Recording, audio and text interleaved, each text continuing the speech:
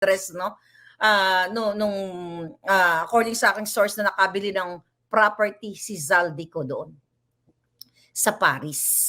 Mahal ng apartment doon. Saan kayo kumukuha na kaya niyong magpasara ng mga designers? Putang ina, pera ng bayan. Kung ikaw nga, hinihintay mo pa eh. Dapat naman nating hintayin. That is the part of due process. Yes. Kami naman, naglulundag na kami na nagtatanong. Kaya nga ang sabi ng Vice President, narinig ko, I am already communicating. I am about to communicate with the COA. On our part, the NT is not. No, you are not answering my question. Kung kayo nga tatanggapin nyo pa lang magsasubmit pa lang if we will be questioning it already from our end, we're like more poppies than the Pope, Madam Chair. Am I correct? I cannot. Ikaw naman, ba't naman hindi mo masasagot naman yan, napakasimple.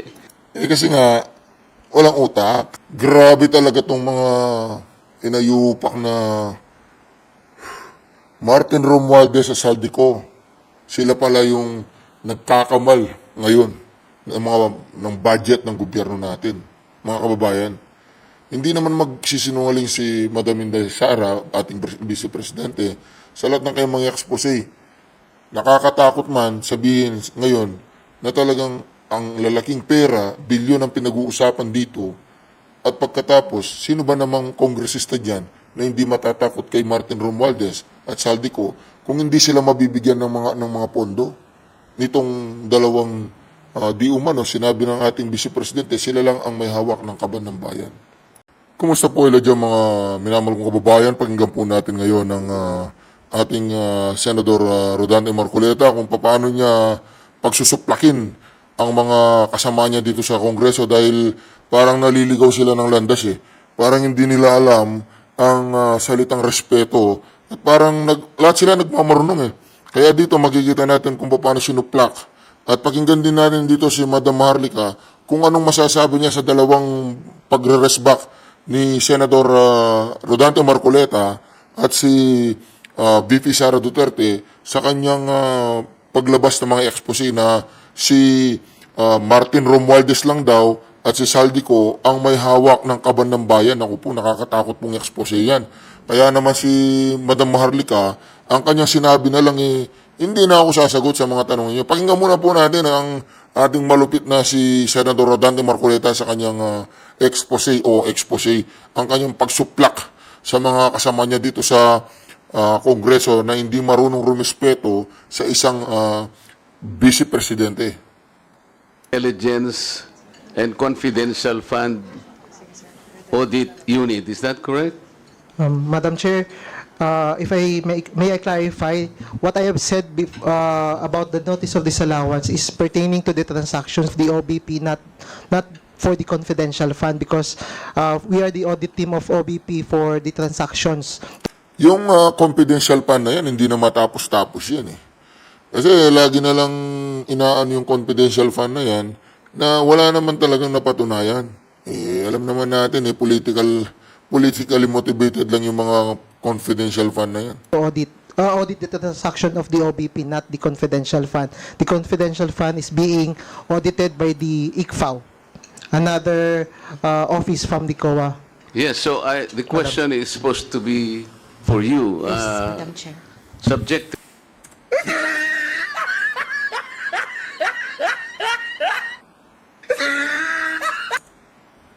ba sa Intelligence and Confidential Fund Audit Unit? Yes, Yung Madam. confidential fund ng Vice President? Yes, Madam Chair. So was there a notice of disallowance?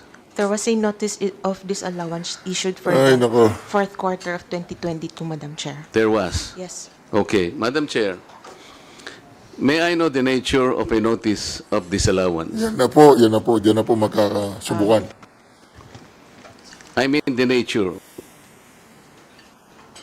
A notice is How do you characterize a notice of disallowance? a notice is disallowance is given for expenses disbursed.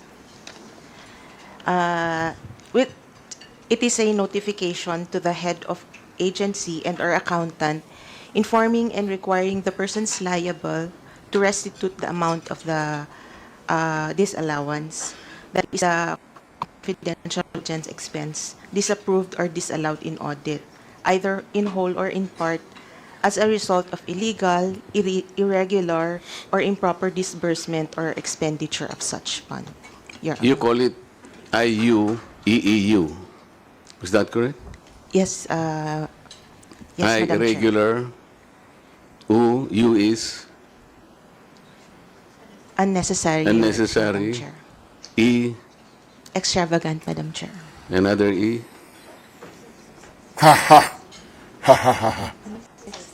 Excessive po.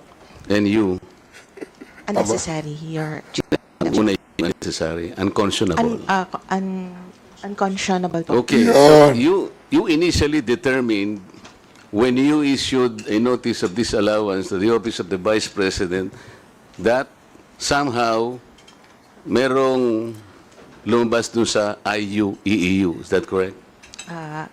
Yes po, Madam Chair. So how do you characterize a notice of disallowance? May I be clarified po on the question, Madam Chair? I do not know how to simplify. How do you characterize? What is a notice of disallowance? It is a notice po to Naku the po. head of agency. Okay, Naku po. Ano ba yan? Congresswoman ba yan? is a notice of disallowance contestable? Yes, Madam Chair. It is not a final It is not a final action of judgment. COA. Opo. It is appealable. Yes, Madam Chair. Okay. What is now the stage of the notice of disallowance issued to the office of the Vice President?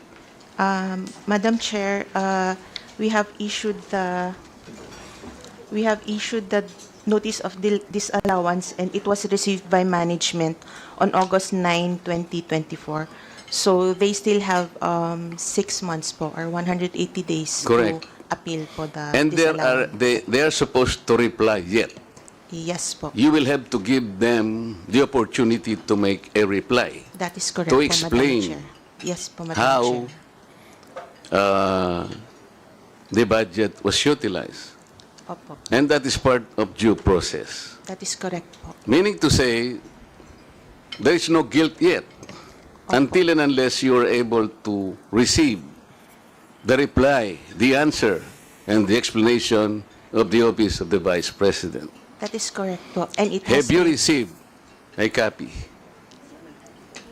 of the reply po. Yes. They have not yet replied po So you, to the yun na NB. nga eh.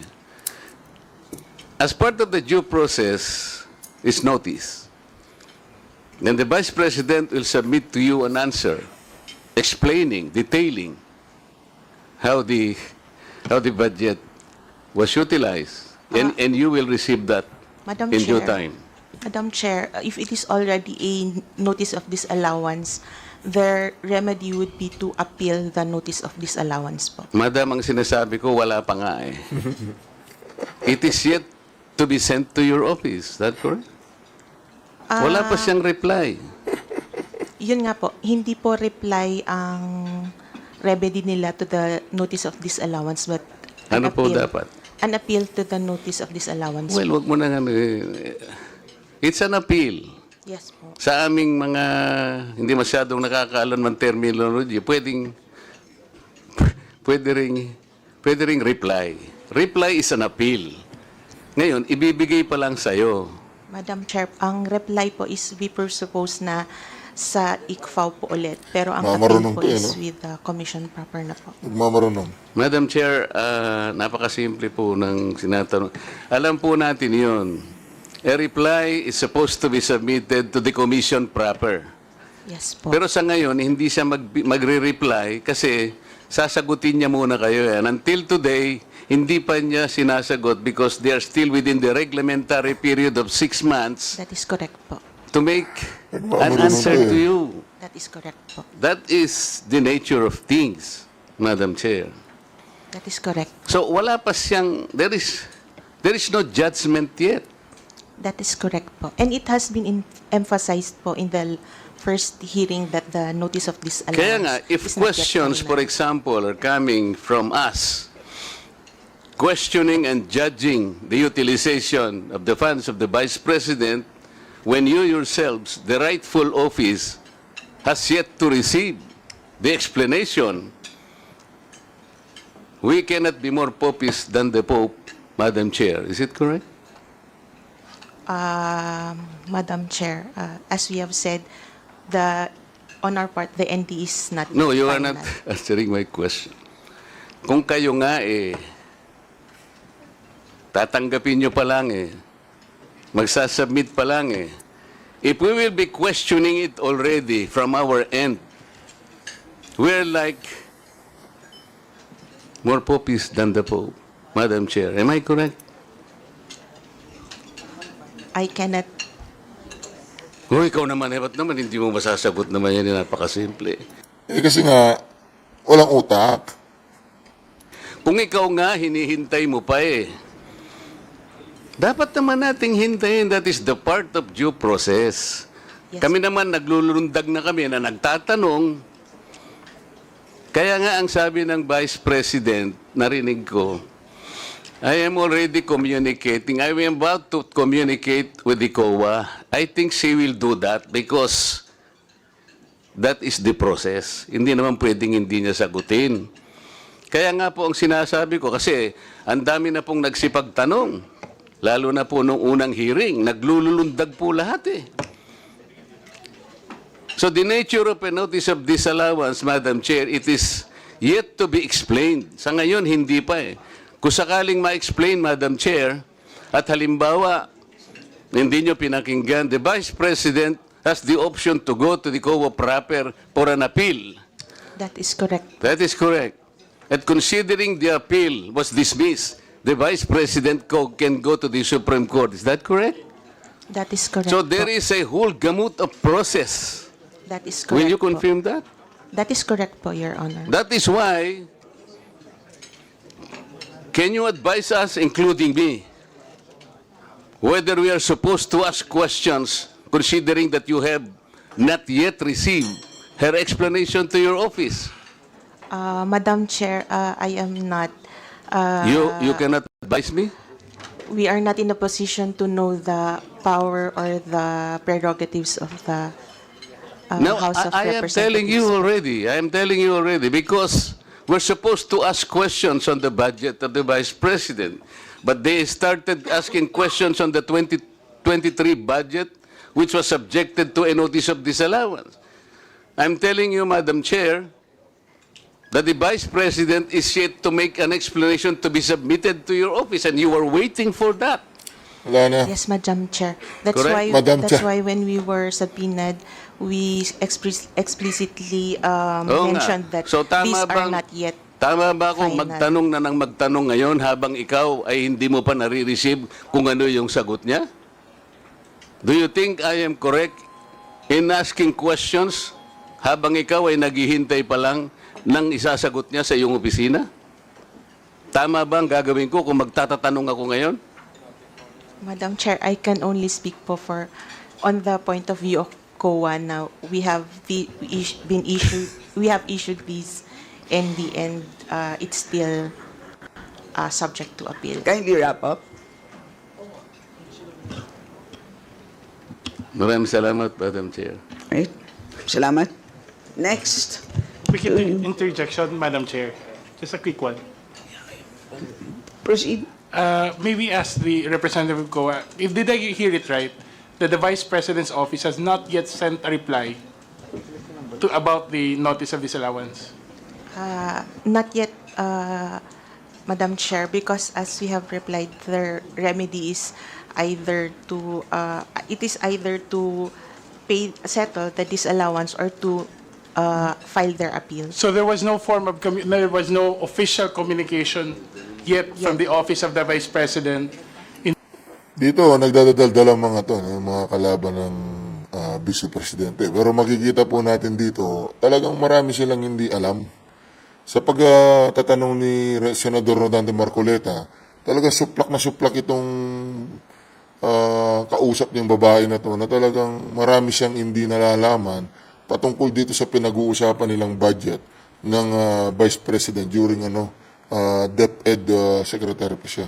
In reference to the observations of the Commission on Audit, As to the notice of disallowance, there has been no communication yet.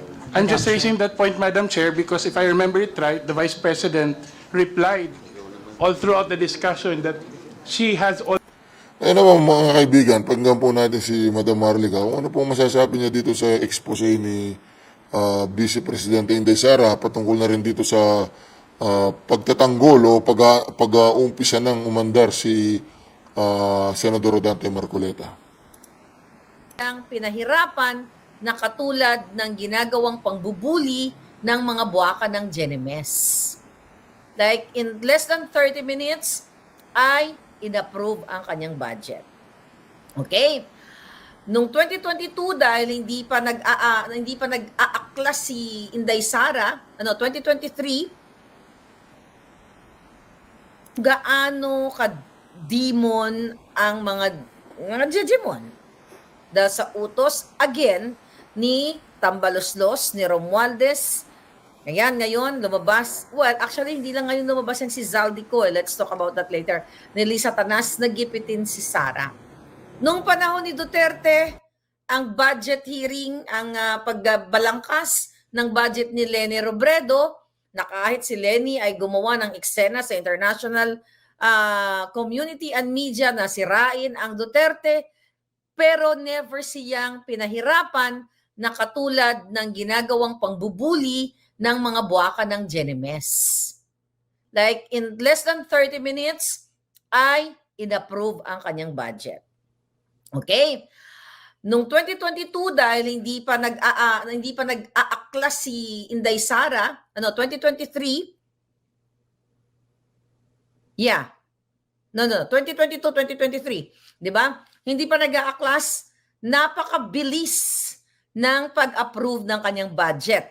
Umeksena-eksena pa nga, 'di ba? Si Sandro Marcos nung last year na inapprove na yung budget, Pero dahil si Inday Sara ay umalma na, umaklas at nagsalita na, nag-speak up na sa kahayupan, kababuyan ng gobyernong ito. Ngayon, pinahihirapan nila dito sa budget hearing na ito at talagang pinipaint nila trial by publicity na si Sara ay gumastos ng 125 million na kanyang confidential fund in just 11 days. But again, itong mga crooks na ito, itong mga jutang GNMS na grupo ni Kimbo, grupo ni Zaldico, grupo ni Tambaloslos, na mga buwaka ng inang kawatan sa bayan, ay talagang instead of budget deliberation, 'di ba, pagbabalangkas, nakita nyo naman nung nakaraang hearing, 'di ba, nung August 27, ay nililitis nila si Inday Sara para sabihin sa taong bayan ang kanilang mga false narrative na sirain si Inday Sara. And good thing kay Congressman Marcoleta na nalaman natin, hindi naman lahat sa atin alam yung mga rules dyan o ano yung mga tradisyon nila, ano yung mga parliamentary courtesy na kapag vice president ka and two highest officials, vice president ka and president ka, ay hindi na dapat gano'n na para not really ginigisa na hindi binubusisi i-personal mo, atakihin mo dahil gusto mong atakihin dahil you don't like the person o hindi mo sila kaalyado. So sabi nga ni Marcoleta, for 18 years being him in Congress, first time lang nangyari ito. So anong ibig sabihin yan? Kasi nga, ang presidente nyo, ang asawa niya ay may control sa lahat at ang may control ng budget ang pinsan niya. Di ba nga? Kasi nga, kaya first time in the history dyan sa Congress, according to Marcoleta and Congressman Ungab, kasi nga the target here is Inday Sara. The target here is the Dutertes. The target here is yung mga kritiko. Imagine mo, bago natin pag-usapan yung video ni Inday, yung buwaka ng inang saldi ko, okay? Yung julul na yan, na laging para silang magkarugtong ang kanilang mga itim na kaluluwa ni Tambaloslos, nung dun sa bandang huli ng hearing, hindi na, sinasabi niya na, kaya daw, ano tawag dito, kaya daw, actually ito yung speech niya, tignan ko lang ha, tinranscribe natin ng bonggang-bongga. Ang sabi ng walang iya, napakawalang iya ng mga jutang genimes na ito. Okay? Para daw magpaliwanag, okay. Para daw magpaliwanag si Inday Sara na patungkol dito sa confidential fund na ito. Isa 'yun sa mga tinalakay niya. Tapos kasi nag-release si Inday ng ano, 'di ba, ng video part 1 patungkol nga sa mga kadyotahan nila diyan. So sinasabi niya dito, sinasabi nung saldi ko na si Inday Sara pa daw ang naglilinis ng issue. Kesyo ayaw daw umattend sa budget hearing, okay? Dahil ayaw ma-scrutinize, okay? Tapos, tinutuligsan niya, parang tatak Duterte daw, na ito ay mambubudol. Kapal na mukha ng... Tingnan niyo po itong mga pinagsasabi ng mga kalaban ng mga Duterte, no? Pinipinta nila na ang mga Duterte ay talaga mga korap.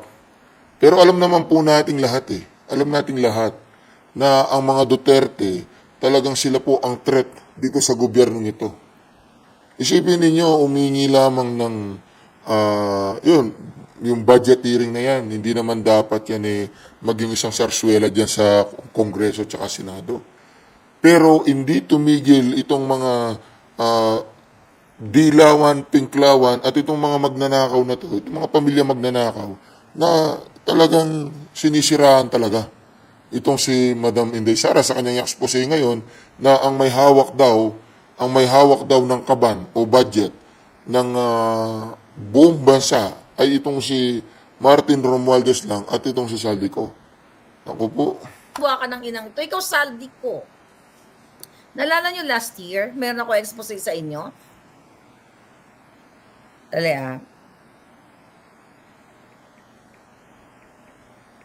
Okay, last year, may expose ako sa inyo mga palangga. Tingnan natin itong julol na to. Okay. Anyway, na mayroon tayong source na yung kanyang asawa, according to our source, na pinasara yung YSL sa Paris para mag-shopping lang. Nalala niyo yon?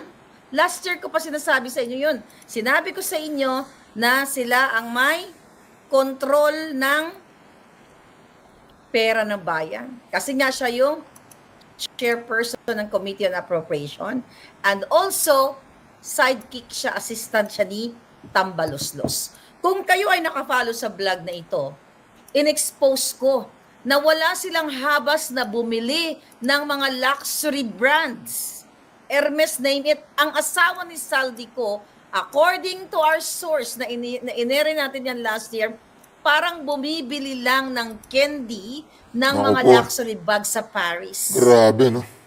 At meron pa nga silang mga property. Naalala mo, may pinuntahan akong property doon sa Paris nung pumunta ako. Remember that expose? May video ako noon hindi ko lang na-ready ngayon. Bigla lang pumasok sa isip ko ngayon. Pinuntahan ko yun, di ba? Dahil ayon sa ating source na nandyan din sa Congress yung iba, nakikita nila na ang pamumuhay ni Saldico at ni Tambaloslos, pero more on pamumuhay ni Saldico, magsimula sa toothpick. Toothpick, kung pwede lang may toothpick na Hermes ang bibili nilang toothpick. Kung pwede lang ang napkin para sa kipay nila, may Hermes, ibibili nilang Hermes. Ang question natin, saan nanggagaling ang pera ng pamilyang ito na dati na... Ang usapan kasi dyan, bilyon Isipin niyo yung pinatong nila doon sa budget ni BP Sara. 10 billion dahil nga hindi nila nakuha yung 5 billion. Mga minamahal kong kababayan, ang usapan po dito, bilyon-bilyon, hindi po 100,000 o milyon. Bilyon. Kaya hindi nakakapagtaka kung Hermes lahat yung mga dala-dala ng mga yan. Namang nanglilimahid according to our source. Walang ganitong pera. Saan sila kumukuha? Napapasara yung YSL, bibili ng Hermes, bibili ng lahat, tsinelas, napkin, halos lahat, na lahat branded. Nagkamali ba ako sa expose ko sa inyo na sila ang namamayagpag sa pera ng bayan? True enough, mga kapalangga. Okay?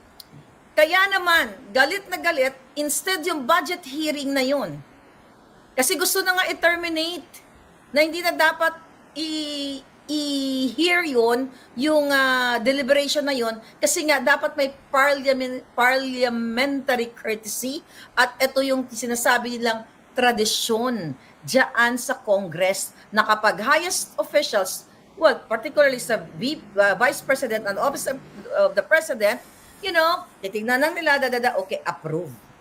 Pero only with Inday Sara. Di ba? So ngayon, sabi ko nga, instead na, well, in the first place, doon nga sa, kung yun ang titignan natin na sinasabi ni Kong Marcoleta at ni Kong Ungab, na ganun talaga ang kanilang tradisyon doon, wala na talagang dapat mga Q&A na binabalikan yung issue nung 2022, 2023, 2024. Kasi ang usapan nga doon is 2025 budget. Not 22, not 23, not 24, 25. At hindi dapat pinag-uusapan ang sinasabing war on drugs ni Pangulong Duterte, ni Saldico, at inaakusahan siya ni Inday na corrupt. O really, Saldico? Kaya alam mo, natutuwa ako sa mga nangyayari. Kasi nakikita ng taong bayan. And I hope yung mga camp ni Inday will do something against this corrupt, magnanakaw kawatan. Pagpaliwanagin mo ang pamilya, sino man nakikinig dito, Inday Sara, binigyan ka ng tip. Balikan ko yung video at address, according sa aking source na nakabili ng property si Zaldico doon sa Paris. Mahal ng apartment doon. Saan kayo kumukuha na kaya niyong magpasara ng mga designers? Putang ina, pera ng bayan. Kaya no wonder, kayong mga Pilipino hanggang ngayon binubobo kayo ng mga ito. Kitang-kita na sa bunganga ni Marcos Jr. ang kapalpakan. Pero dito tayo tututok ngayon sa sinasabi ni Inday Sara. Okay? Ngayon, nawiwindang sila.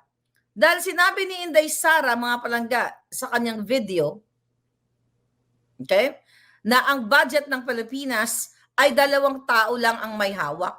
Sabi niya nga, okay, ang may control ay si Saldico at saka si Martin Romualdez.